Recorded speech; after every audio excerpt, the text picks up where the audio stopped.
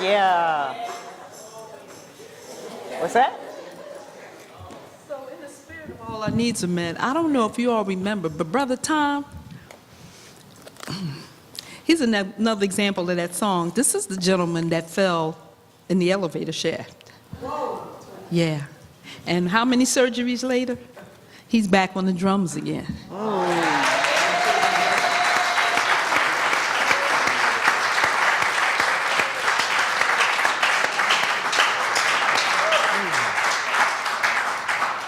So before we get into the message, let's take an opportunity to be with each other, to engage in our own humanity. Take a moment to look at somebody in their eyes, give them a hug, say hi to them, let them know that they matter. Let's do it for a minute or two.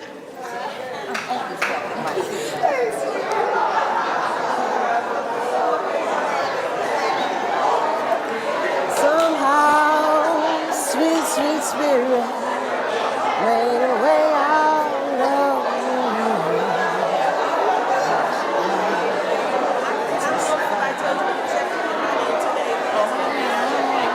You here? Yeah, I'm here just today.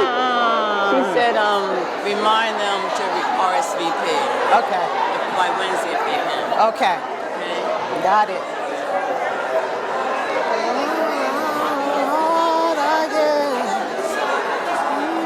Thank you, Rev. Love you. Love you too.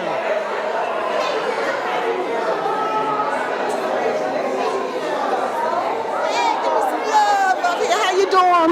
It was awesome, beautiful morning. How are you? Good.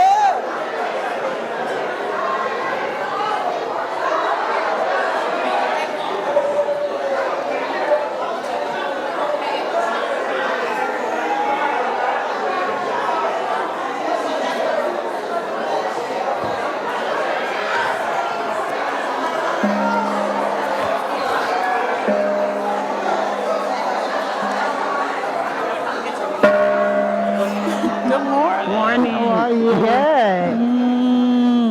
How are you? Good. Good. Good.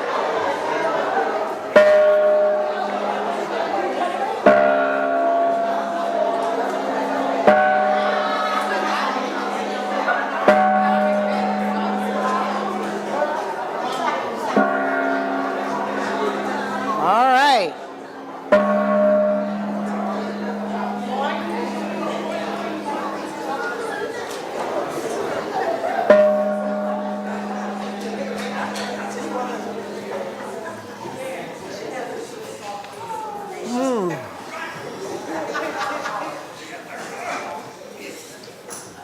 So,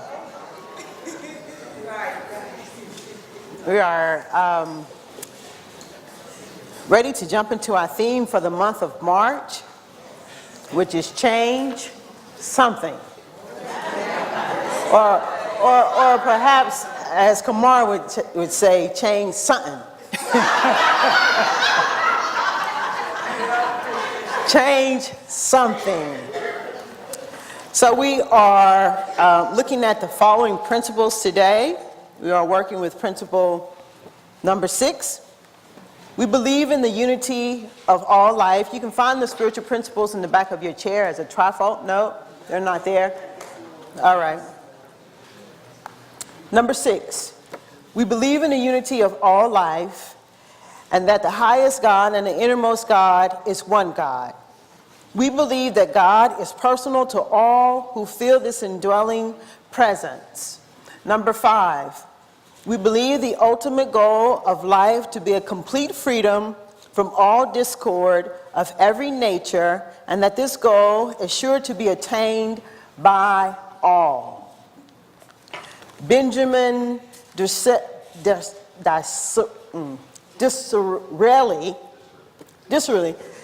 says this, that change is inevitable, growth is optional. Change is inevitable, growth is optional. I wanted to just read to you all our mission. It says that the Center of Peace is a loving, inclusive, and vibrant community that utilizes and demonstrates spiritual principles and practices to cultivate powerful individuals who together create peace throughout the world.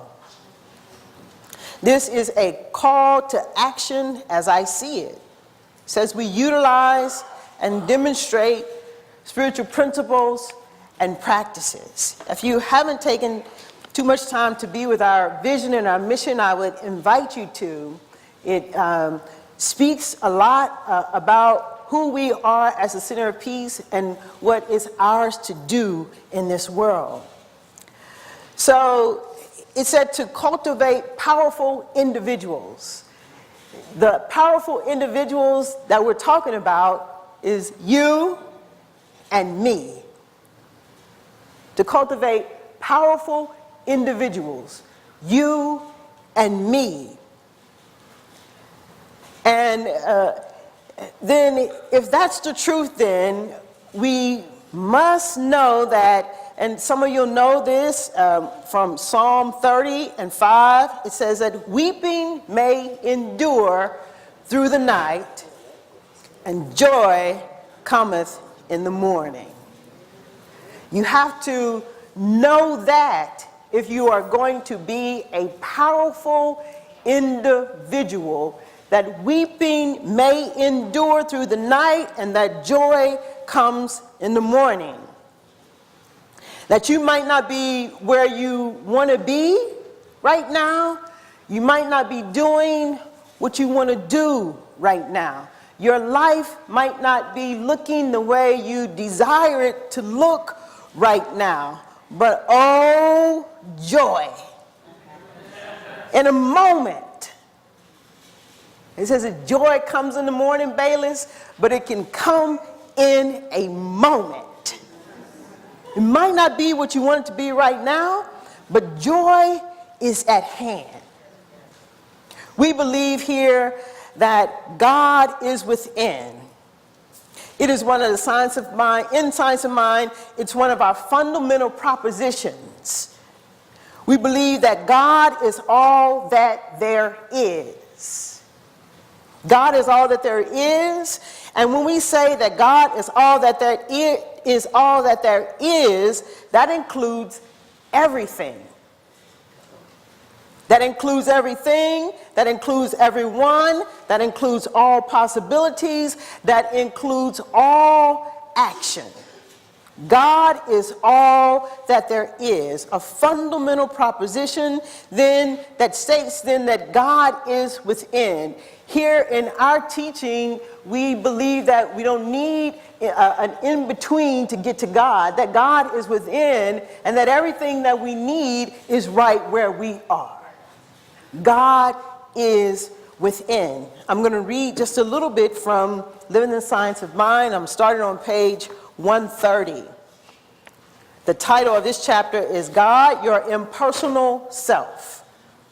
Ernest Holmes says, "It is the glory of our recognition which has given to the enlightened true mastership. Do not look for masters outside of me or mediators between yourself and myself. There is but one self who needs no mediator. This self is immediate, present, and available. Any thought or belief which you seek to separate that which I am from that which you are would be an illusion, no matter how lofty its concept or how sacred its purpose. For it would seek to deny the ever-present I am, the completeness of my perfection, the God within you, the inspired thought back of your act. Your true self constitutes the only mediator between the visible and the invisible. I am that self.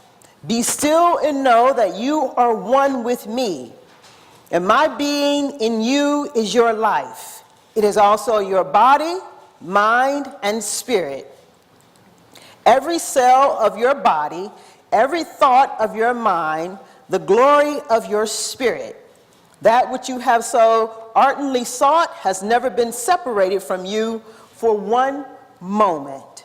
My desire within you to be expressed has been the motivating power, impelling and compelling you evermore to reach out, on and up. My desire within you to be expressed has been the motivating power, impelling and compelling you evermore to reach out, on and up. On page 3 in the same text, he speaks to the science of mind. And he says that the science of mind reveals that every man is a potential Christ. Every man has inherent God power within him. And how could this God power be used other than through his thought? Since it would be impossible for a man to act as an intelligent being unless he could first think, the very idea of man supposes a center of consciousness, a center of thought activity. The science of mind reveals that this center of God activity within each one is a complete and unique manifestation of the parent mind, that the power of God does actually exist in man. It is a basic proposition in our philosophy that we live in a mental or spiritual universe and that things can be resolved to thoughts. That things can be resolved to thoughts. This is the foundation upon which all scientific practice must be established. And when you are able to establish this premise in your own thought, you at once find yourself equipped with an instrument through which you can change your environment, through which you can change something if you so choose.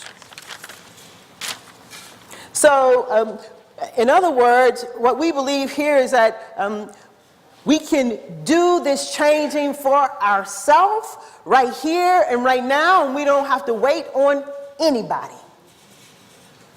We don't have to wait on something outside of ourselves to move us, to compel us, to impel us to change. So, in other words, we don't need anybody outside of us to offer us the invitation to begin to look at our own life, our own experiences of fear, our own experiences of anxiety, our own experiences of worry, our own experiences of inadequacy, our own experiences of failure, our own experiences of negativity, our own experiences of being inconsiderate and not kind, our own experiences perhaps of being selfish. Nothing outside of you. You don't need anything outside of you to compel to change something. Any one of those will do. Nothing outside of you, everything within you to allow you to change. If you so choose. The choice is yours. So in these experiences then of fear and anxiety and all that I just said to you, we get to check in with ourselves to see where we are with our understanding and acceptance that we are one with all that there is. Check out your fear and your anxiety in light of this idea, this radical idea that we are one with all that there is, that God is within me.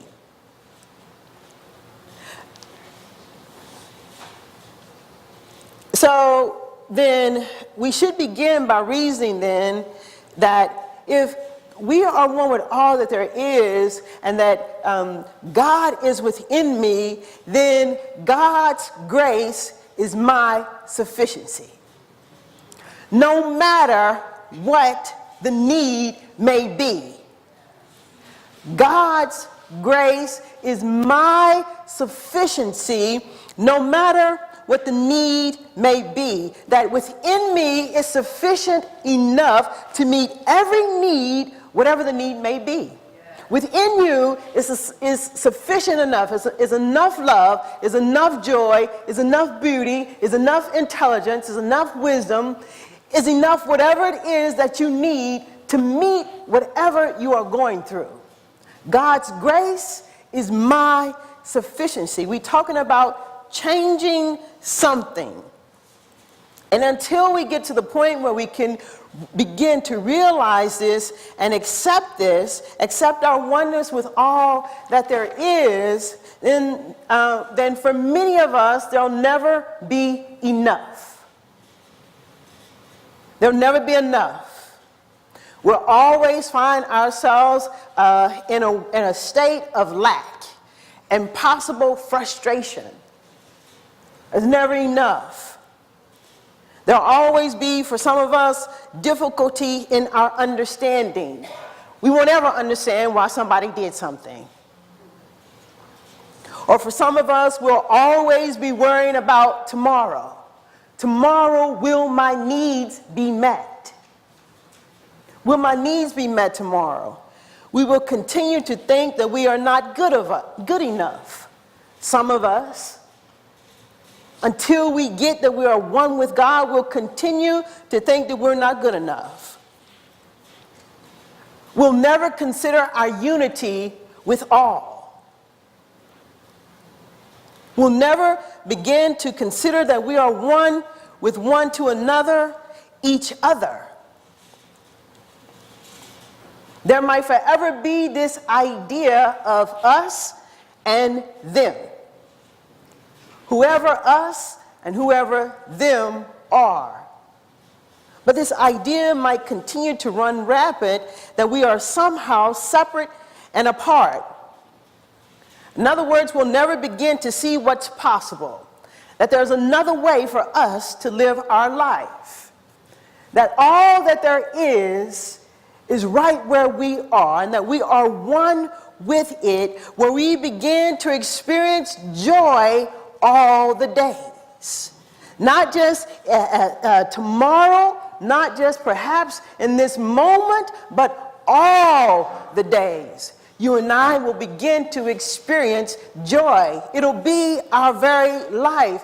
See, you have to change something if you want joy all the days. We were talking about last month changing everything. Well, I know some people can't change everything, but you can change something.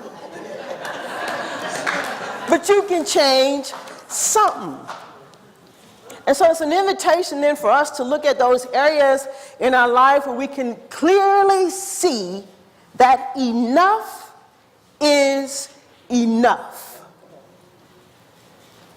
Changing something merely means you have to be willing to look in your life and find those areas, that one area or two areas, and to be willing to say to yourself, enough is enough. Enough is enough, because the universe in its magnificence has so equipped each and every one of us to be able to assess our situation, assess our experience, and make the determination when enough is enough. We all know how to do this. In Change Your Thinking, Change Your Life, it's a book by Wayne Dyer, where he delves into the sacred readings of the Tao. On page 44, the 9th verse from the Tao, it reads like this. He says, "To keep on feeling is not as good as stopping. Overfilled, the cupped hands drip. Better to stop pouring. Sharpen a blade too much, and its edge will soon be lost. Fill your house with jade and gold, and it brings insecurity. Puff yourself with honor and pride, and no one can save you from a fall. Retire when the work is done. This is the way of heaven." Enough is enough. We all know when we have exercised enough.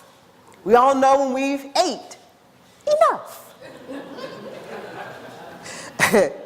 We all know when we've watched too much TV. That's enough. We all know when we've shopped too much. That's enough. We all know when our body is telling us it's time to lay down, it's time to rest. We've done enough. But I think it's a great opportunity, however, for us to go deeper, as Reverend Sheila would say. It's time for us to begin to look within ourselves.